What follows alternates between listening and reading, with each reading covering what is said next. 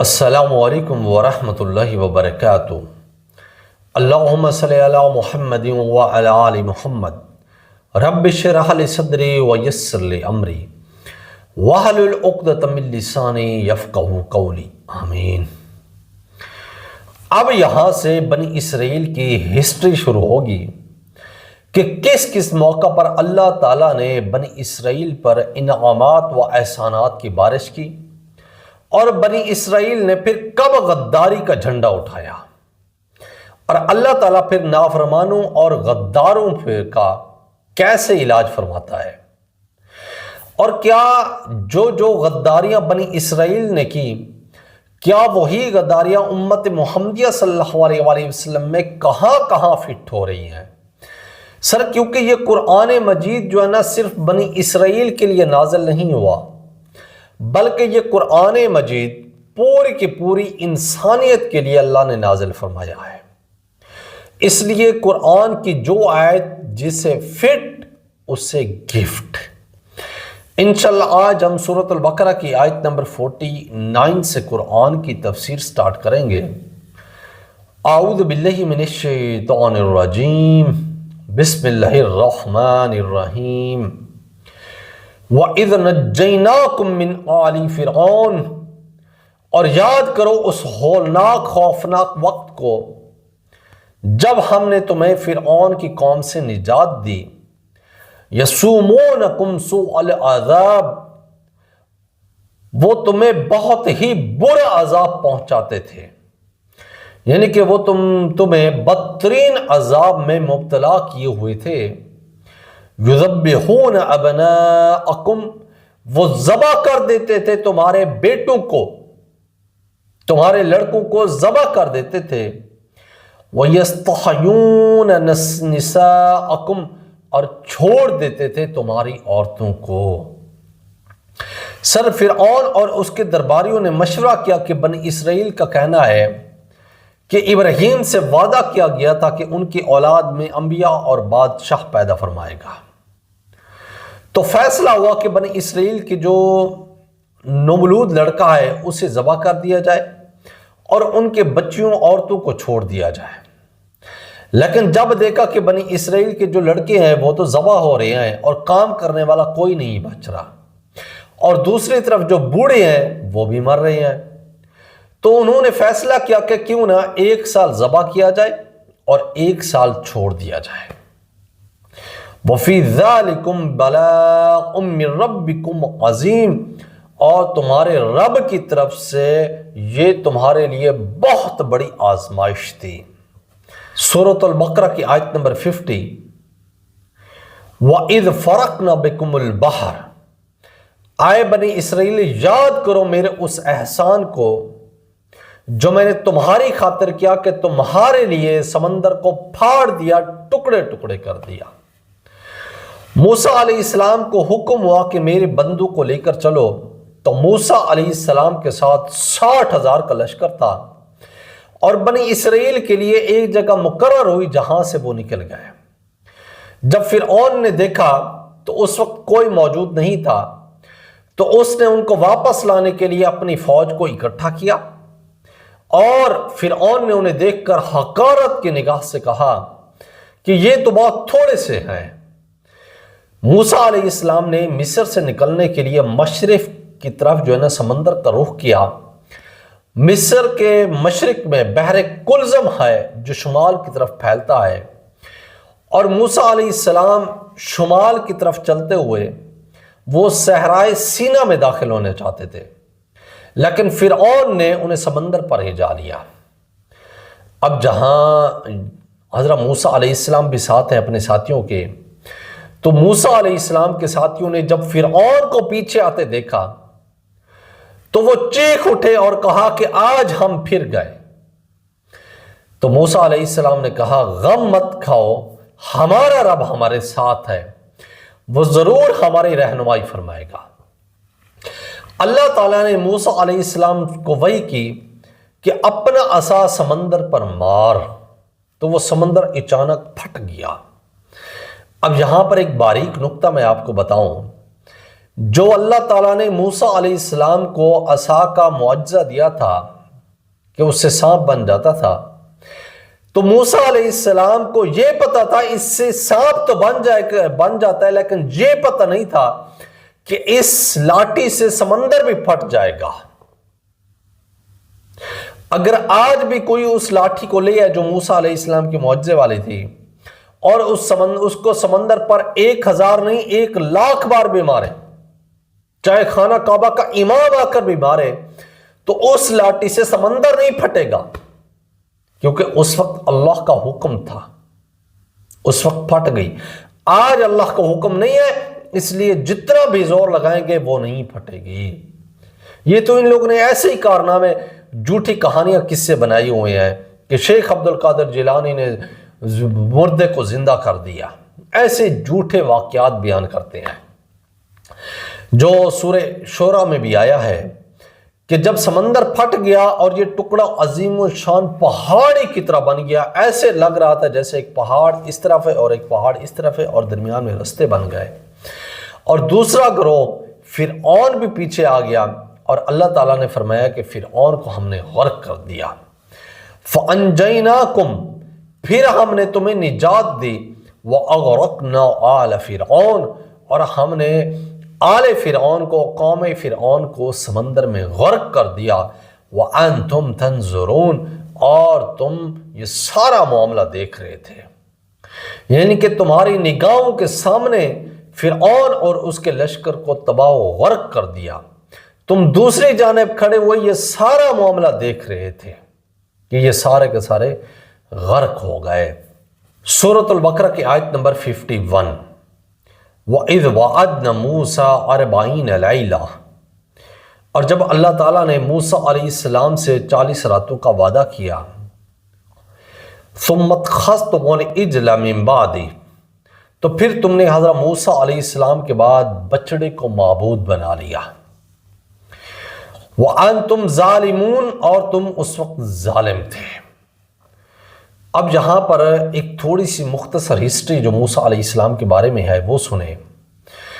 اللہ تعالیٰ نے حضرت موسیٰ علیہ السلام کو مدین کے علاقے سے واپسی کے وقت سفر کے دوران نبوت سے سرفراز فرمایا اور 2 معجزات عطا کیے۔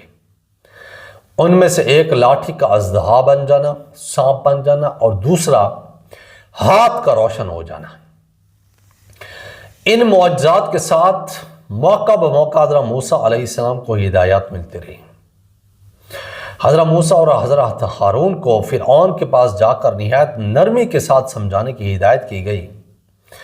ان میں نمبر 1 توحید کے دلائل، نمبر 2 بنی اسرائیل کی آزادی کا مطالبہ، اور مظلوم بنی اسرائیل کو صبر اور نماز کی تلقین اور ہر قسم کی رہنمائی کا بندوبست، اور حضرت موسیٰ علیہ السلام اور فرعون کے مجادلہ کے نتیجے میں جادوگروں سے مقابلہ، اور اس دوران جو موسیٰ علیہ السلام کو عظیم کامیابی حاصل ہوئی کہ جادوگر سجدہ میں گر پڑے اور اللہ تعالیٰ پر ایمان لے کر آئے، موسیٰ علیہ السلام پر ایمان لے کر آئے، اور ان کے ایمان لانے کا واقعہ انشاءاللہ ہم تفصیل کے ساتھ آگے ڈسکس کریں گے جب وہ آیات آئیں گی۔ موسیٰ علیہ السلام کو حکم ہوا کہ فلسطین پر حملہ آور ہو جاؤ۔ یہ اس وقت حکم ہوا جب فرعون غرق ہو چکا تھا۔ اللہ تعالیٰ نے فرمایا کہ اللہ تمہارے ہاتھوں فتح کرے گا، لیکن بزدل قوم نے کہا اے موسیٰ تم اور تمہارا خدا دونوں جاؤ لڑو، ہمارے اندر اتنی طاقت نہیں ہے کہ ہم ان طاقتوروں سے مقابلہ کر سکیں۔ تو اللہ تعالیٰ نے اس کے سبب انہیں سینا کے ریگستان میں 40 سال کے لیے بھٹکتا چھوڑ دیا۔ اب موسیٰ علیہ السلام کو حکم ہوا کہ آپ کوہ طور پر 30 دن کے لیے حاضری دیں تاکہ آپ تحریری طور پر تختیوں کی شکل میں تورات اللہ تعالیٰ آپ کو عنایت فرمائے۔ جب حضرت موسیٰ علیہ السلام طور سینا پر گئے تو 30 دن کی مدت کو 40 دن میں تبدیل کر دیا گیا۔ بنی اسرائیل اس قدر احسان فراموش اور سنگ دل قوم تھی، جو ہی ان کا دشمن جو ہے غرق ہوا نا، تو یہ دریا عبور کر کے ابھی تھوڑی دیر ہی چلے تھے کہ راستے میں انہوں نے ایسے لوگوں کو دیکھا جو بتوں کے سامنے مراقبہ، اعتکاف اور جمے ہوئے طواف کر رہے تھے۔ تو بنی اسرائیل نے موسیٰ علیہ السلام سے مطالبہ کیا کہ اے موسیٰ، ہمارے لیے بھی ایسا بت مقرر کر دیں جیسے ان کے بت ہیں، ہم بھی عبادت کریں۔ تو موسیٰ علیہ السلام نے فرمایا کہ یہ قوم تو ہلاکت اور بربادی کے کنارے پر کھڑی ہے، جن کی یہ پوجا کر رہے ہیں وہ باطل اور ان کا یہ عمل شرک ہے۔ کیا تم اللہ کے بغیر کسی اور کو معبود مانتے ہو، جبکہ اس نے تمہارے سامنے دشمن کو غرق کر کے پوری دنیا میں تمہیں ممتاز کر دیا ہے۔ اس وقت موقع کے وقت تو یہ لوگ باز آ گئے، لیکن غلامانہ ذہن رکھنے والی قوم شرک سے کس طرح باز آ سکتی ہے؟ یعنی کہ ابھی تم نے اتنا بڑا معجزہ دیکھا، اللہ نے تمہارے سامنے سمندر کو پھاڑ دیا اور اس کے اندر فرعون کو غرق کر دیا، اور موسیٰ علیہ السلام جب 40 دن کے لیے صحرائے سینا میں گئے تو سامری نام کے ایک آدمی نے سونے کا ایک بچڑا بنا کر انہیں کہا یہی وہ خدا ہے۔ سامری نے کہا یہی وہ خدا ہے جس کی تلاش میں موسیٰ کوہ طور پر بیٹھے ہیں۔ انہوں نے سب کچھ فراموش کرتے ہوئے بچڑے کی عبادت شروع کر دی، تو 70,000 یہودیوں نے بچڑے کو معبود بنا لیا۔ ایسی عجیب و غریب قوم، حالانکہ ہارون علیہ السلام بھی اس قوم میں موجود ہے، لیکن اس کی بات نہیں مانی، اور ہارون علیہ السلام نے منع بھی کیا تھا، لیکن وہ اس کے قتل کرنے پر در پر آ گئے تھے۔ سورۃ البقرہ کی آیت نمبر 52، ثم عفونا عنکم من بعد ذلک، پھر اللہ تعالیٰ نے تم سے اس معاملے کے بعد درگزر کیا، تمہیں معاف کر دیا، لعلکم تشکرون، تاکہ تم شکر ادا کرو۔ یہاں بھی اللہ نے اپنا احسان یاد کروایا کہ تم نے شرک کیا، اس کے بعد توبہ کی، ہم نے تمہیں معاف کر دیا۔ سورۃ البقرہ کی آیت نمبر 53، وَإِذْ آتَيْنَا مُوسَى الْكِتَابَ، اور جب ہم نے موسیٰ علیہ السلام کو کتاب عطا کی، والفرقان، اور حق اور باطل میں فرق کر دینے والی کتاب، لعلکم تہتدون، تاکہ تم ہدایت پا جاؤ۔ فرقان سے مراد حق اور باطل کے درمیان فرق کر دینے والی چیز ہے، اور کتاب کا لفظ عام طور پر شریعت کے لیے استعمال ہوتا ہے۔ سورۃ البقرہ کی آیت نمبر 54، وَإِذْ قَالَ مُوسَىٰ لِقَوْمِهِ، اور یاد کرو جب موسیٰ علیہ السلام نے اپنی قوم سے کہا، یا قوم انکم ظلمتم انفسکم باتخاذکم العجل، اے میری قوم یقیناً تم لوگوں نے اپنے اوپر بہت بڑا ظلم کیا ہے جو بچھڑے کو معبود بنا لیا ہے۔ تم نے بچڑے کو معبود بنا کر اپنے اوپر بہت بڑا ظلم کیا ہے۔ فَتُوبُوا إِلَىٰ بَارِئِكُمْ، پس توبہ کرو اپنے رب کی طرف، اپنے پیدا کرنے والے رب کی طرف۔ فَاقْتُلُوا أَنفُسَكُمْ، اپنے نفسوں کو قتل کرو۔ یہ واقعہ تورات میں آیا ہے، قرآن میں اس کی تفصیل نہیں آئی۔ فَاقْتُلُوا أَنفُسَكُمْ، مار ڈالو اپنی جانیں یا قتل کرو اپنے آپ کو۔ اس کے کیا معنی ہے؟ بنی اسرائیل کے 12 قبیلے تھے، ہر قبیلے میں سے کچھ لوگوں نے شرک کرتے ہوئے بچڑے کو معبود بنا لیا، باقی لوگوں نے ان میں سے ایسا نہیں کیا۔ بنی اسرائیل کو حکم دیا گیا جو اس شرک میں ملوث نہیں ہے اپنے اپنے قبیلے کے ان لوگوں کو قتل کریں جنہوں نے بچڑے کو معبود بنا لیا تھا۔ حضرت موسیٰ علیہ السلام کے اس حکم پر عمل کرنے کے نتیجے میں 70,000 یہودی ایک دن میں قتل ہوئے تھے۔ سر اس سے بڑی توبہ ممکن نہیں ہے۔ بنی اسرائیل میں شادی شدہ زانی کی سزا رجم تھی، اس طرح شرک کی سزا بھی قتل ہے، اور اسی پر عمل ہوا۔ ہماری امت میں مرتد کی سزا قتل ہے، جو ابو داؤد میں 4351 میں حدیث ہے، آپ صلی اللہ علیہ وآلہ وسلم نے فرمایا جو شخص مرتد ہو جائے اسے قتل کر دو، اگر توبہ کرے تو پھر معافی ہے۔ بنی اسرائیل جب مصر سے نکلے تو ان کی تعداد 6 لاکھ تھی۔ جزیرہ نما سینا میں پہنچنے کے بعد ان کی تعداد اور زیادہ بڑھ گئی، اور ان میں 70,000 افراد کو شرک کی پاداش میں قتل کیا گیا۔ ہر قبیلے نے جو اپنے میں مرتد تھے انہوں نے اپنے ہاتھوں سے قتل کیا۔ ذالکم خیر لکم عند بارئکم، تمہارے لیے تمہارے رب کے نزدیک یہ بہتر بات ہے۔ فتاب علیکم، تو اللہ نے تمہاری توبہ قبول کر لی۔ بنی اسرائیل کی توبہ اس طرح قبول ہوئی کہ امت کا تزکیہ ہوا، اور ان میں سے جن لوگوں نے اتنی بڑی غلط حرکت کر لی تھی ان کو ذبح کر کے قتل کر کے امت سے کاٹ کر پھینک دیا۔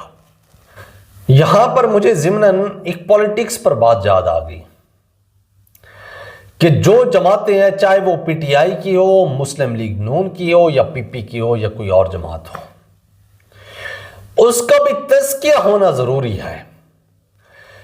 کوئی جماعت جو ایک نظریے کو لے کر کھڑی ہوتی ہے، چاہے کوئی جماعت اپنا نعرہ لگاتی ہے روٹی کپڑا مکان، کوئی جماعت نعرہ لگاتی ہے میں ریاست مدینہ اس کو بناؤں گی پاکستان کو، اور نعرہ لگاتے ہیں لوگوں کو بڑے زور شور سے جوش سے کہتے پھرتے ہیں کہ ہم وہ واحد جماعت ہے جو ہر چیز کو سیدھی کر دیں گے، تمہیں روٹی کپڑا مکان مدینہ والی ریاست بنائیں گے، تمہارے تمام حقوق تمہیں پورے ملیں گے، تمہیں میڈیکل فری دیا جائے گا، ایسی ایسی چیزیں سہولتیں دیں گے۔ اور لوگ ان کے نظریے کو سٹارٹنگ میں جو شروع ہوتی ہیں جب، تو ان کے نظریے کو بھولی بھالی عوام جو ہے نا قبول کر کے جماعت سے وابستہ ہو جاتی ہے، اور پھر وہ جماعت اپنے نظریے سے ہٹ کر اپنے مفادات اور چودراہٹوں پر مقدم ہو جاتی ہے۔ یعنی کہ جب انہیں عوامی ووٹ حاصل ہو جاتا ہے، اقتدار سنبھال لیتے ہیں، تو پھر جو ان کا مقصد اور نظریہ ہوتا ہے اس سے ہٹ جاتے ہیں۔ اس سے نمبر 1 ایک تو جماعت کا نظریہ خراب ہوتا ہے، کیونکہ اس لیے پارٹی خود کی اور اپنی جماعت کا تزکیہ کرنا ضروری ہے، اور ان کے کردار، ان کے ورک اور علاقوں میں کارکردگی کا جائزہ لینا بھی ضروری ہے کہ کیا کارنامے ہیں ان کے۔ یہ جو پارٹی آپ لوگوں نے بنائی ہے، ان کے جو ورکر ہیں، جو ان کے M N A M P ہے، ان کی کارکردگی کا جائزہ لینا بھی ضروری ہے کہ وہ اپنے علاقوں میں کیا کارکردگی کر رہے ہیں جب وہ ویلے بیٹھے ہوئے ہیں، کیونکہ یہ بات واضح ہو جائے کہ ہم جس نظریے کو لے کر آئے تھے نا، ہم لے کر آئے تھے روٹی کپڑا مکان، ہم اس نظریے کو لے کر آئے تھے کہ ہم مدینہ والی ریاست بنائیں گے، تمام لوگوں کے حقوق پورے کریں گے، غریبوں کو حقوق دیں گے، عدالتیں ٹھیک ہوں گی، قانون ٹھیک ہوں گے۔ کیا وہ جو ہم نے نظریہ لے کر آئے تھے، کیا اس نظریے کی کس سٹی میں، کس شہر میں، کس ضلع میں مکمل کی مکمل پابندی ہو رہی ہے؟ کیا ہم نے اس کو چیکنگ کرنے کی کوشش کی ہے؟ کبھی کوشش کسی جماعت نے آج تک نہیں کی ہے۔ تو پھر آپ کا نظریہ الٹا ہی پڑے گا آپ کے سر کے اوپر، آپ کا نظریہ خراب ہی جائے گا، اور پھر عنقریب آہستہ آہستہ پھر وہ نظریہ ختم ہو جاتا ہے، اور لوگوں کی پھر جو ہے نا باتیں، تنزیہ باتیں، اور آپ شرم کے مارے منہ نہیں اٹھا سکتے، پھر یہ کام شروع ہو جاتا ہے۔ انہ هو التواب الرحیم، یقین وہ تو وہی ہے توبہ قبول فرمانے والا اور رحم فرمانے والا۔